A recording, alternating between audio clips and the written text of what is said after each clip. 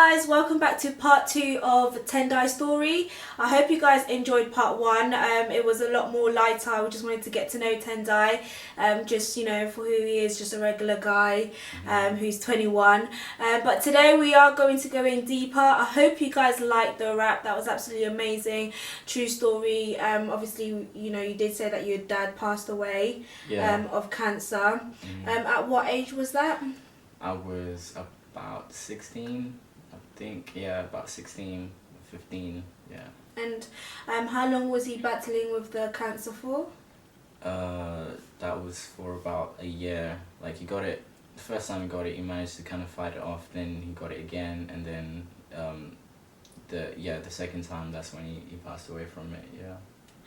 Wow, and how did you take that? Not great at all, not great. Because, like, I didn't let myself grieve, and I kind of just, suppressed it all and bottled it up. Like, I think at first I may have been, like, in a place of, like, shock or denial and disbelief, and then when I did just start getting to the grieving stage, like actually believing it and grieving, I just suppressed all these cries and tears that I had, because I felt like I had to be strong for my mum and my sister and everything, and which is not good, because even though I buried it, it was still there, just festering away, eating away at me, and I didn't take it very well. Like, something like that, you don't really know how to kind of handle it.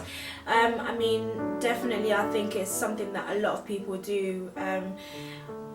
When something really tragic happens, you don't really know how to react to it, so you could either really hold it in, and that kind of eats away, like you said, inside of you, or some people know how to deal with it and they do take time to grieve. But definitely I agree, it's important to do that. From my childhood, my relationship with my dad wasn't the strongest, because he wasn't around, and I was pretty much raised up by my grandparents, and that's because him and my mom kind of didn't always see eye to eye, so they weren't always together. But the few times that they were together, he still, even though he was there, he was still kind of distant. And so I kind of grew up just I really loved my dad, caring for him, but then it's like I don't blame him for this, because he also had a really bad upbringing, and so it's kind of like a ripple effect. It's almost I'm just part of the cycle that hurt people, hurting people cycle, and so because I don't think he quite knew how to relate to, he'd ever seen his father relate to him in an exemplary way, he kind of did the same with me, that didn't really relate with me very well. There was several times where they were gonna separate, but then I don't know how I'd get involved even at that young age, and I'd speak to him and I'm like, oh no, I don't like when you don't do that and everything, and they stayed together and everything, but then it got to a point where they just couldn't, and then they split up, and eventually when I was 9 we moved over to England. Well, that was me, my sister and my mom moved over to England. My dad was still in Zimbabwe. So did they separated before you moved to the UK? Yeah, they separated before we moved, and then lived here to from 9 to about 14, 15. I was starting to kind of build a relationship with him a little bit. And at that time, was he diagnosed, or he wasn't yet? No, he wasn't yet diagnosed, and the way he was relating to my mom, it kind of made me angry, so I started becoming distant with him, and I remember there's one night, I think he may have been drinking or something, that he kind of like lashed out at me and my sister. Yeah. I can't fully remember why exactly, but I just remember being like so angry with him and thinking, it was almost like that moment was just like it just set off an eruption of problems I'd had with him for years. Yeah. And I remember like saying some really hurtful stuff to him, like I hate you, and like God knows what else, that no one should ever really hear. And was that as well like the build up of you seeing how he was treating your mom? And yeah, it was a build up of like just seeing the way he was treating my mom, and just him not really caring, like having this love for him, but then it's like it's not reciprocated. Yeah, like I remember literally just telling him I hate him and all sorts of like nasty stuff, and I just went like cold on him and just like shut myself away from him, and I think that moment kind of crushed him.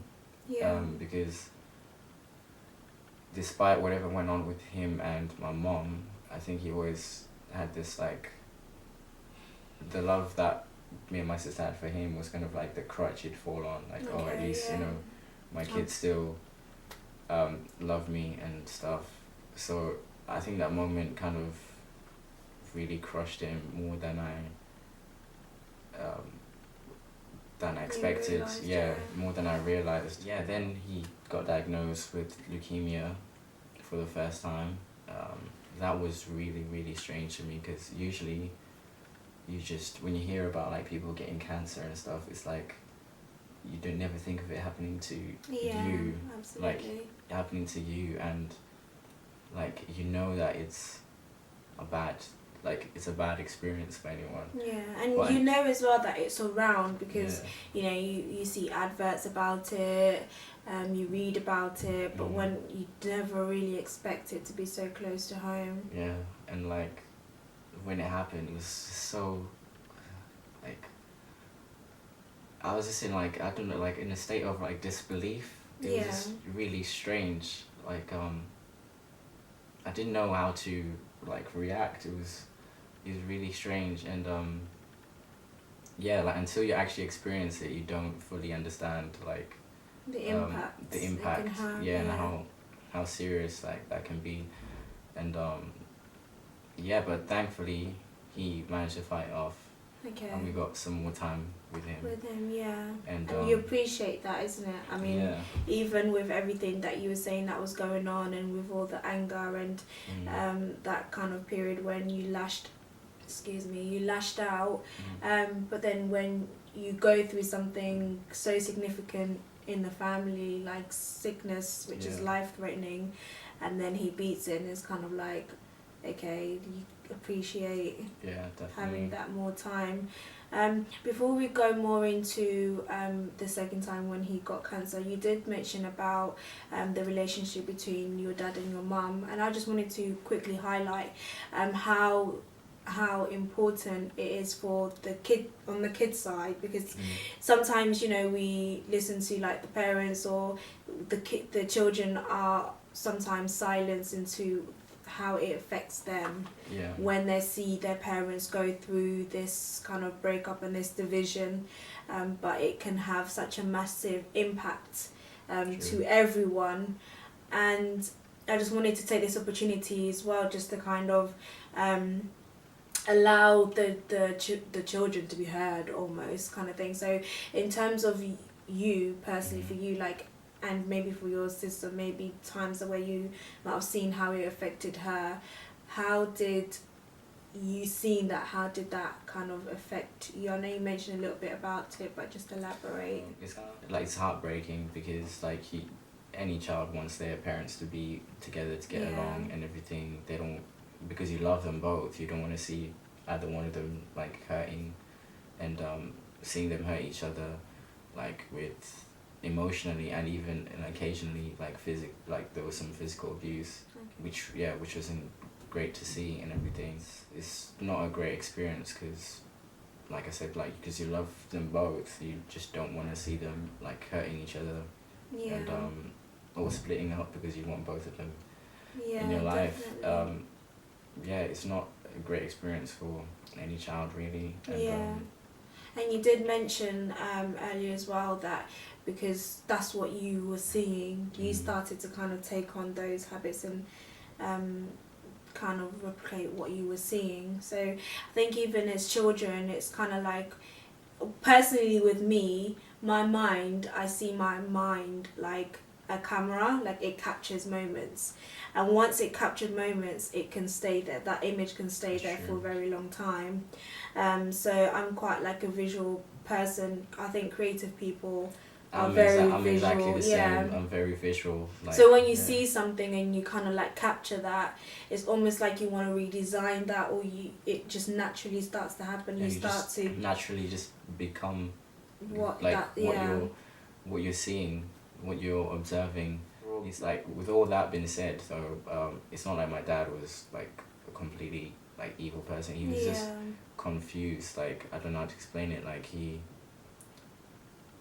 was just trying to find himself because he had a really, really bad upbringing. So it's almost like he was just living out what he had, what he'd known as well. Yeah, what he had known as well.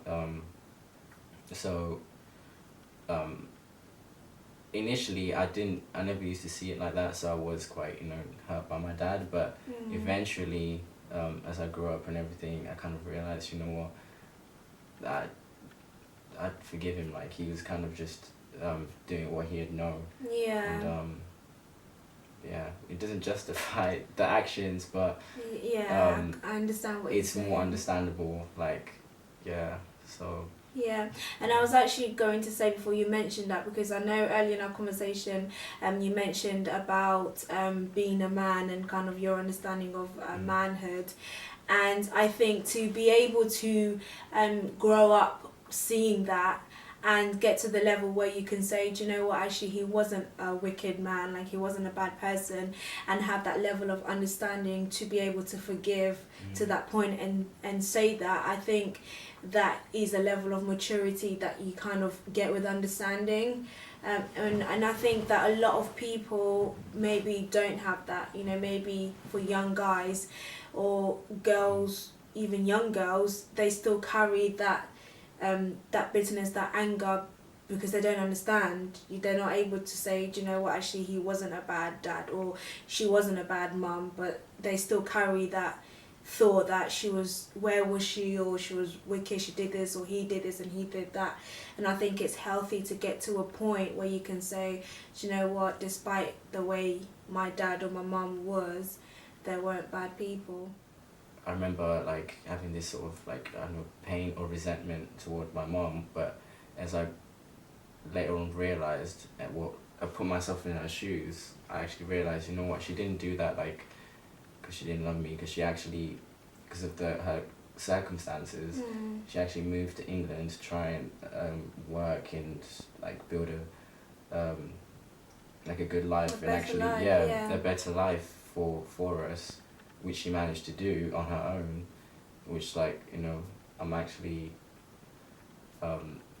like proud of her for, because she managed to do that on her own, and once she managed to do that, she then took us with her. And that's amazing. So when you kind of put yourself in their shoes and sort of understand their circumstance, and where they're coming from as well, it helps you like realize some of the stuff that happened wasn't like personal. It wasn't like, oh, I hate you, so I'm just gonna spitefully do all these things to you. It was kind of, they deep down they have love for you, but then it's like the way it's being shown, it's not the best way, but deep down they actually like would like die for you or something like that. Okay. That's really such an amazing story that we've been hearing from Tendai. One thing that I do know about Tendai that I definitely want to share with you guys is Tendai has a heart for God. He loves God, and he's just surrendered his life to God. And I want to talk about why that's important. Growing up, he's come from just being an ordinary kid, gone through what things happen in life, and gone through a lot of significant things that can definitely affect the way that you view life and the way that you grow up. But you sometimes, God does intervene, and he mentioned about forgiveness and forgiving other people, and not to set them free, but I think most importantly to set ourselves free. So we're just going to dive into that, and we're just going to really elaborate as well on some of the effects that all of that happened now that his dad has gone. It's just him, his mum and his sister, growing up as a young man, viewing women, and kind of breaking all of that and bringing all that together, and how you allowed God to intervene. So guys, stay tuned and listen to what Tendai has to say.